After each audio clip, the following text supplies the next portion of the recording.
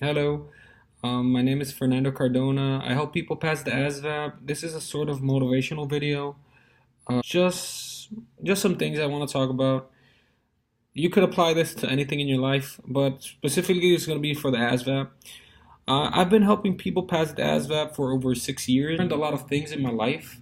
One of them is that if you put your heart into it and your time and your effort and you're persistent, you're going to be able to pass the test. Uh, I've met a lot of people. I'm going to be talking about a few examples of them, and that might help you focus on your goals. First thing is first, it's all about practice. If you practice, for example, if you're practicing in your house and you're one of my students and you don't know how to do this, 3 exponent 4, you get it wrong, whatever, I don't know, a common error is put 12, that's a common error there. And then you send me a picture, hey, I don't know how to do this. And then I'm like, well, 3 exponent 4, it means 3 times 3 times 3 times 3. 3 times 3 is 9. 9 times 3 is 27. 27 times 3 is 81. And there, you know how to do it. In another day, you might be practicing, and you get 2 exponent 5, and then you know it's going to be 2 times 2 times 2 times 2 times 2. 1, 2, 3, 4, 5, yeah. This is going to be 4. This is going to be 4. 4 times 4 is 16. 16 times 2 is 32. And there, you know how to do it. So another example, very simple example, if you're practicing in your house and you get this, many times people are like, oh my God, how do I do this? I don't even know how to do this. And then they send me a picture and I just explain it by audio. I just say 4 times 3 times 2 times 1, and there you have it. 4 times 3 times 2 times 1, 12. 12 times 2 is 24. You're practicing another day and then you get this, you're going to know it's going to be 6 times 5 times 4 times 3 times 2 times 1. So you have to practice in order to make errors and learn from the errors. Errors aren't bad. The bad thing is never learning from the errors. And now, something I always tell my students the first day of class is I hate this mentality. There's always this mentality. At least there's a lot of people that think like this.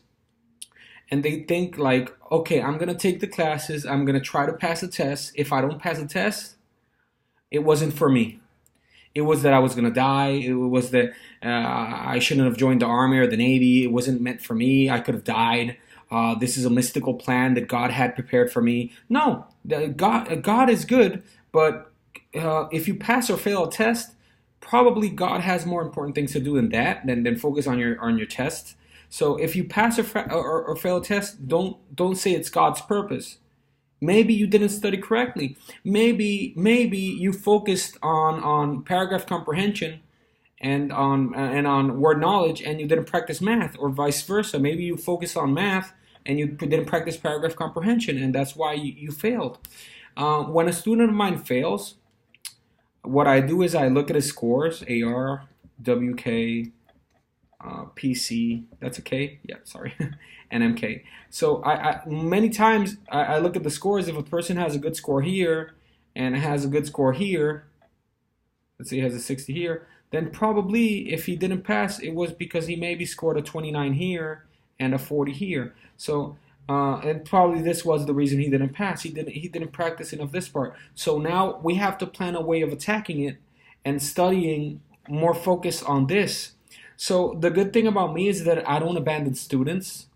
I don't abandon students. If you do good, if you take the test and you get, let's suppose, a 12 AFQT, I have another video explaining what AFQT is. This does not mean 12%, but I have another video for that. You can check it out later. You just write AFQT explained Fernando Cardona, and you're gonna get the video on YouTube in search area. Anyway, so if you get a 12 and here you did really wrong, then we practice another month, and maybe you're gonna score a 21 supposedly. And you did, even though you suck, even though you don't pass, you are getting better. And eventually, if you take the ASVAB another time, you're gonna probably pass. If you don't pass the test, you can't keep doing what you're doing. You have to make some changes, some adjustments in order to pass the test. But don't quit. Why you shouldn't quit? Now I'm just gonna go with some examples. Here we have in the picture, I think this one's Amber's. Yeah, this one's Amber's. I have this girl, her name is Amber. Actually, here there's an error. It should say a 6 AFQT. That's an error, typo. I wrote 5. Well, here we have her test. She's a English speaker. She's one of my English speaking students. I give classes to Latin students, Spanish speaking students, and English students. When you text me, you should tell me your main language. I'll tell you the options we have. So Amber, before knowing me, she got a 6. And then there you have her score. And then after she met me, it's right here, she got a 64. So if she would have quit, she would have never passed. Now she can pass. Now she can choose whatever branch she wants to go to, Air Force, Army, Navy. Now she has many options. Don't quit. Quitters are not going to get far in life. Don't be a quitter. Just keep trying hard. And then I'm just going to show another example here. I already have the picture. This guy is Alexander. Alexander Vasquez is one of my my Spanish speaking students in Puerto Rico. He had a 50 AFQT, and now he qualifies for every branch. The first time he met me, he didn't even pass the pre-test. He was with me like for 2 months and a half, and he just passed it off the gate the first time. So he just passed off the gate. But the first time he went to the pre-test, he didn't pass it. So if he would have quit, he would have never been able to pass it. You just have to keep trying hard. And this is my one of my most proud moments. This is my student Jariel Reyes Baez. He was my friend and a barber. He used to cut my hair. Now he's in the U.S. Coast Guard, as you can see in the picture. So what happened with Jariel? He took my class for 2 months. He was with me for 2 months, and he got, I think it was like a 14. He didn't pass. He didn't quit. He studied 2 more months. I think he got an 18 or a 20. He didn't pass. And the last time he got a 24, I think it was. So he went with 3 attempts and he failed. Every time he got a little bit better, but he still didn't pass. And then, well, to be honest, I was really shocked. I thought I was in big trouble, because I pride myself in saying that my students pass, that my students are gonna pass. I don't abandon students. So he was my barber, as I said, and he had to wait 6 months. When you fail so many times, you have to wait 6 months. After he waited the 6 months, he contacted me. He contacted me and he studied 2 more months with me, and he passed the test with a 49 AFQT, and he was able to join the Coast Guard. The reason he didn't pass, it wasn't because he was dumb. He's not a dumb person. He's a very smart person.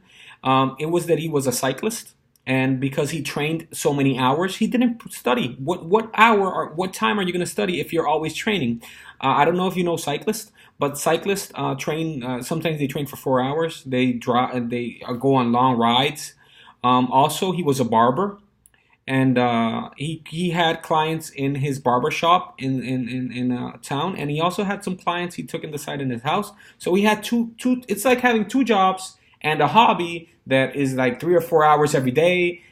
So in what time were you going to practice? He made a sacrifice. He sacrificed the bicycle. He sold the bicycle.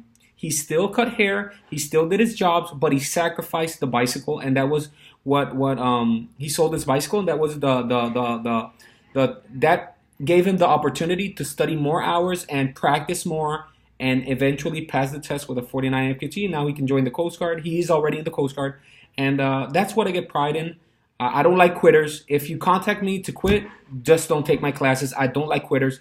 If you don't quit, I'm not going to quit. Every day we're going to get better. Just keep studying hard. Keep practicing hard. If you took the test and you didn't study, hello, there's a correlation between studying hard, putting in the time, and passing the test. If you don't expect a high score, if you give little amount of time, anything is better than studying. Netflix is better than studying. YouTube is better than studying. TV is better than studying.